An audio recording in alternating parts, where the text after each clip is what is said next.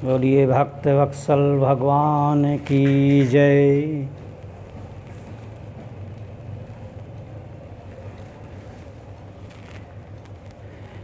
पूर्व में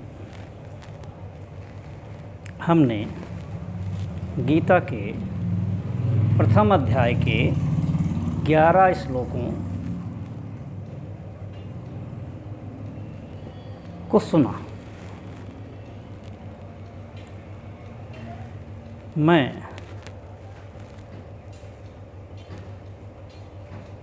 गीता को पढ़ना क्यों चाहता हूँ, तो स्वांता सुखाय मेरे मन में ये इच्छा उत्पन्न हुई कि गीता को स्वयं पढ़ें और जो अपने से संबंधित लोग हैं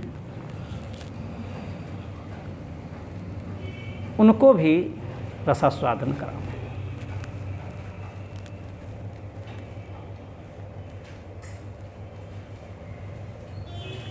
पिछले 11 श्लोकों में आपने गीता को सुना। कई लोगों ने मेरा उत्साहवर्धन भी किया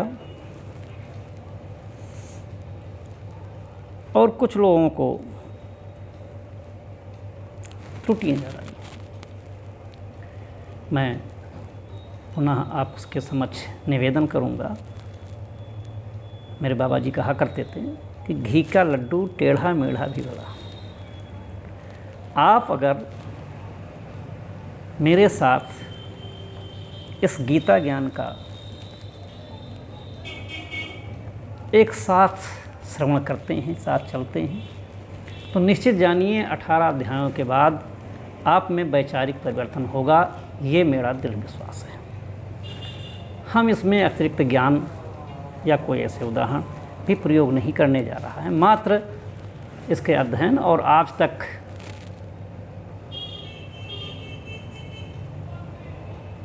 पहुँचे। क्योंकि हमारे समाज की बड़ी विसंगतियाँ हैं कि हम पूरा परिवार भी एक साथ बैठ कर के कोई ज्ञान की या व्यवहारिक चीज़ों की बातें नहीं करते।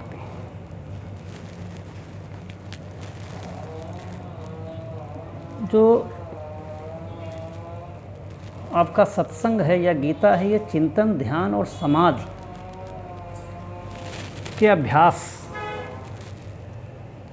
में वृद्धि हो जाए, इसके लिए।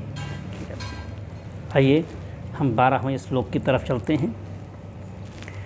तस्य संजनास्य कुर्वृद्धा पितामया सिंहनादं विद्युत्नं शंखं दग्धो प्रतापवान।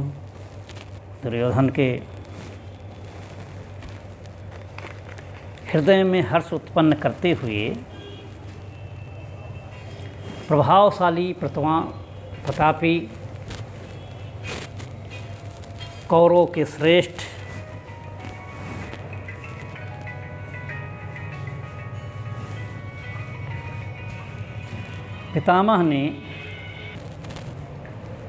पितामह अर्थात कौरव के प्रधान सेनापति ने शंखध्वनि ध्वन किया। इस शंख की ध्वन से दुर्योधन के मन में हर्ष उत्पन्न हुआ। कुरवृद्ध शब्द का प्रयोग किया गया है। यद्यपि अगर आप ठीक से देखें तो भीष्म पितामह सबसे वृद्ध नहीं थे जब युद्ध हो रहा था, क्योंकि शांतनु के छोटे भाई वाहलीक उस समय जिंदा थे और वाहलीक पितामह से आयु में बड़े थे। लेकिन चूंकि पितामह भीष्म ने अपने ज्ञान से, साहस से, सद्बुद्धि से यश का अर्जन किया था और एक महायोद्धा के रूप में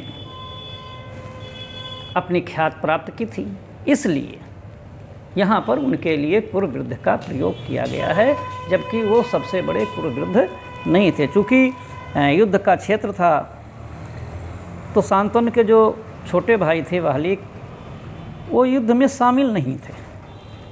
इसलिए युद्ध के समय जहाँ सेनाएं खड़ी थी, भीष्म ही सबसे वृद्ध थे, इसलिए कुरु वृद्धि के रूप में इनको, वृद्ध के रूप में इनको कहा गया है।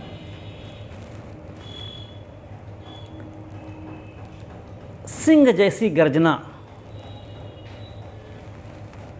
होने से दुर्योधन को मन में अत्यंत प्रसन्नता हुई।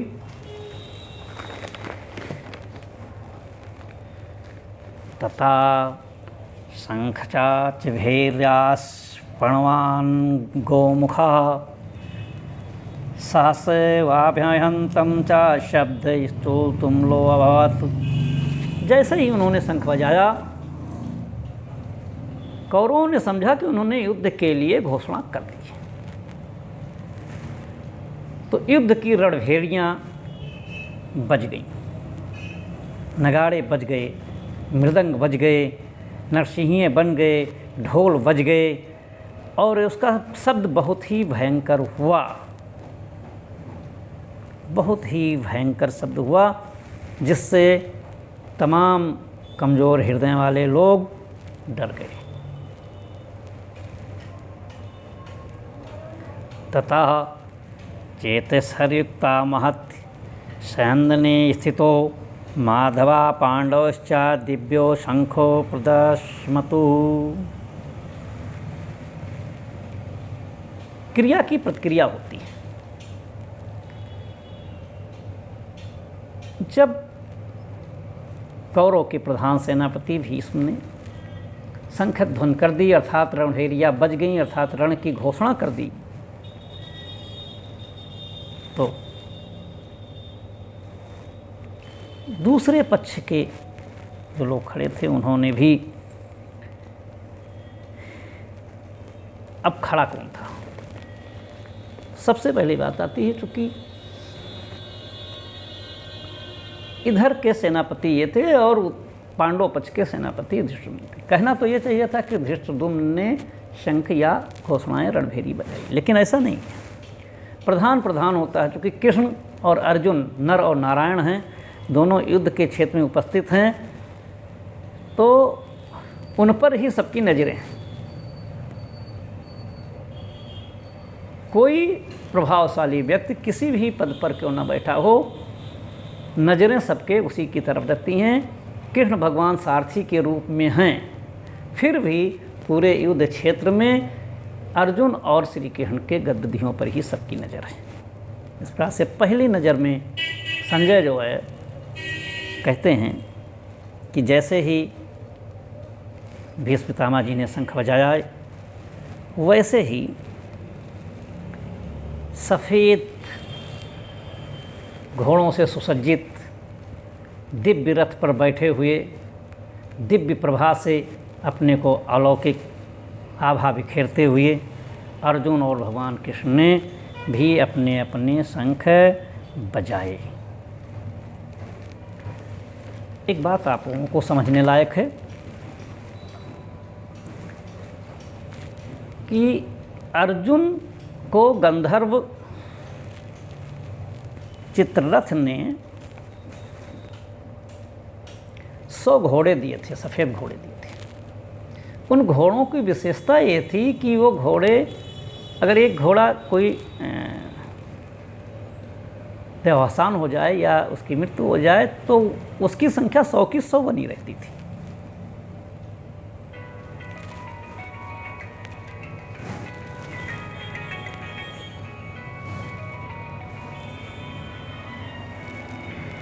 इस प्रकार से